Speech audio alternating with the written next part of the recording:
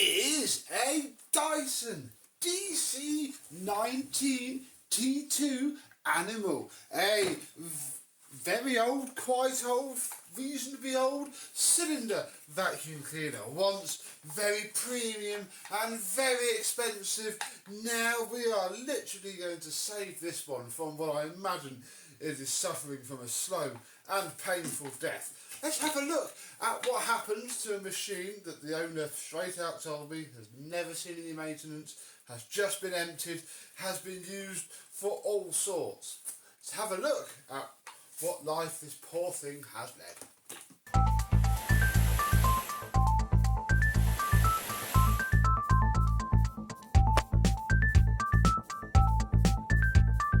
Yes, hello, my vacuum cleaner and Dyson chums. How are you today? Yes, this is a fairly old design. Even when this thing was new, they kept making them after that. Yeah, DC19 T2. The owner dropped it off. It's in for a full refurb, so this is my first look at it, as well as, you know, working out what the heck I'm going to do with it. And yeah, as you can see, she has been very well looked after. But I'll tell you what, before we disturb too much, I will pull the camera out and let's see what this thing is like. You know, you could have paid £5 for this at the car boot, or you could have had one from brand new, and bless it, it's just a little bit knackered now. Let's turn it on. Yeah. Ah.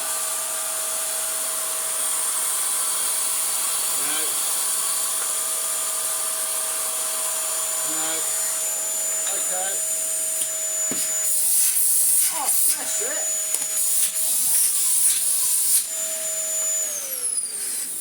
Oh, you know what, bless it. Again, as old as this is, I do love this era Dyson. As terrible as you're about to see that this is, that still has pretty good airflow.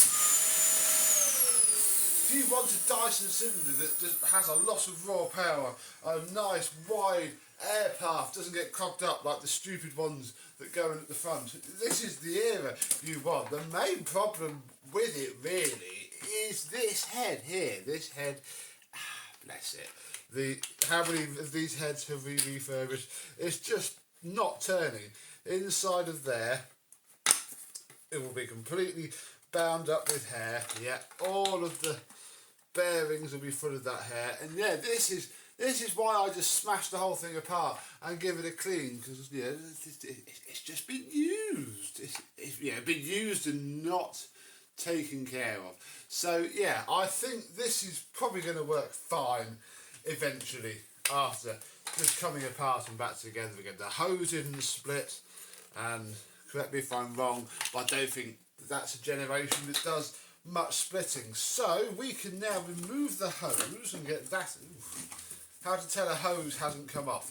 There's always stuff packed into there. So yeah, this thing was taken out of the box, used, and now it's here. All of that over the space of perhaps 20 odd short years. No, not 20 years.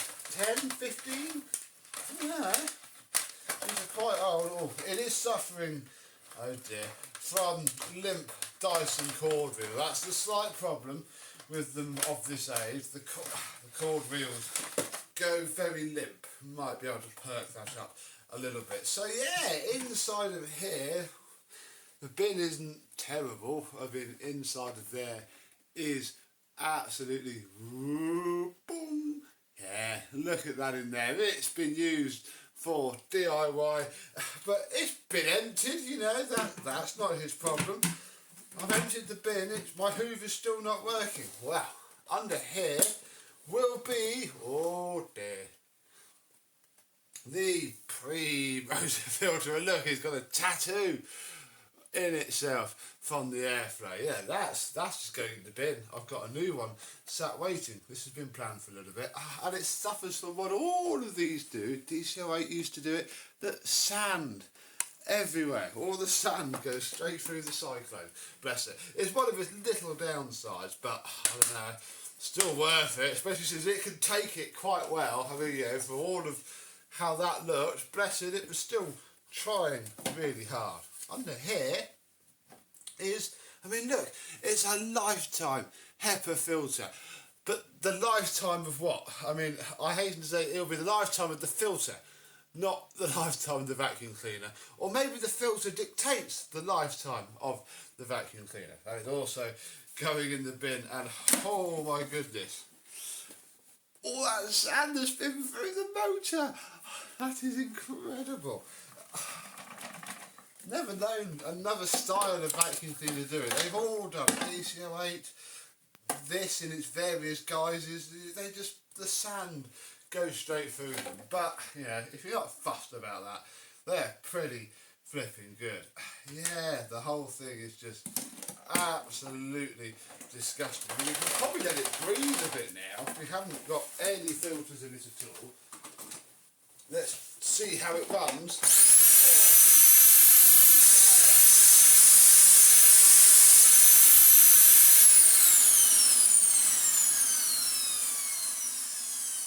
Perfect. No long-term damage to the motor at all. She will live again. So I'm going to go now and give this, you know, run a dirty rag over it and smash it back together, and we'll see how much things are improved. A couple of days later, and it's looking a lot cleaner indeed. There shouldn't be a speck of dust on here now. Really, the whole thing looks like it came out of the box, and it should work similarly nicely too. For a post-motor filter, we have a pad, because quite honestly the HEPA ones are quite restrictive. This one, the lady obviously never even cared to replace it, let alone check it wasn't clogged. So in the interest of this machine having a long and fruitful life, we're going to put a pad in there. It's obvious that the HEPA filter didn't do anything anyway, so we may as well save the motor. In here is a brand new, less than a five of these cost now. The bulk of it is postage nowadays. Pre-motor filter, again, absolutely critical. And that can go into this very nice, clean receptacle. Yeah, everything cleaned up really, really well. I poked all of the polystyrene balls out of the shroud. It's all just been washed, given a nice run over with some Sif. That should be all it needs. We'll put that on, we'll put the hose on, which went through the washing machine, click that on like that, and we'll do a test first with just the bare end of the hose.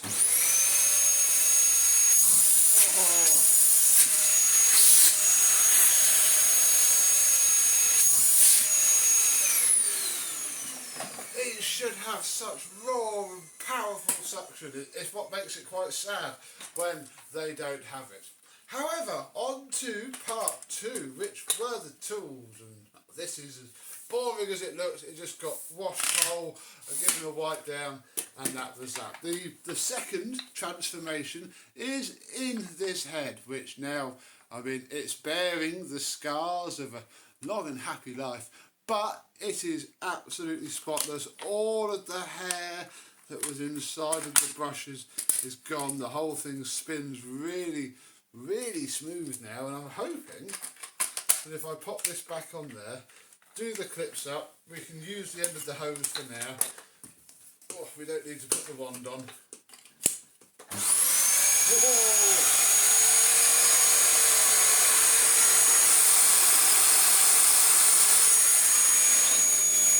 Whoa!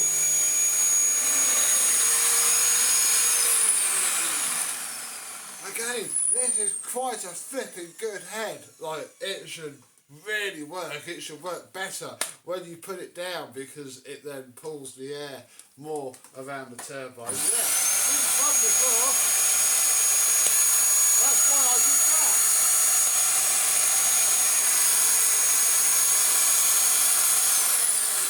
That's why I had a fiddle with the valve, because obviously if it's in by accident, it's going to stop all the suction. But no, it was just hair. I can't park it though because the parking bracket is broken, and sadly I haven't been able to do anything about the enormously funny wobble that every Dyson seems to do. God, they haven't got that right. And the cord rewind is still a little bit slow. Again, I didn't want to. You can wind the cable back on a little bit. There's a bit of extra spring, but there's not much. And because this is going back to a normal person, I don't want them to run the cable right out and it pull the end of the spring off the cable rewind. Ooh, it does sit up. And pull the end of the spring off the cord rewind, because as you know from our past videos, bad, very, very bad. But this can go home now, back to the life it once led, and hopefully last another 10 or 15 so years. Very good machine indeed. So what do you think of the old, venerable DC19? I do really like it. If you just need an vacuum cleaner that will take a bit of abuse, this is your chap right here. But let me know what you think, and until the next disastrous Dyson video, I will see you soon. Bye bye.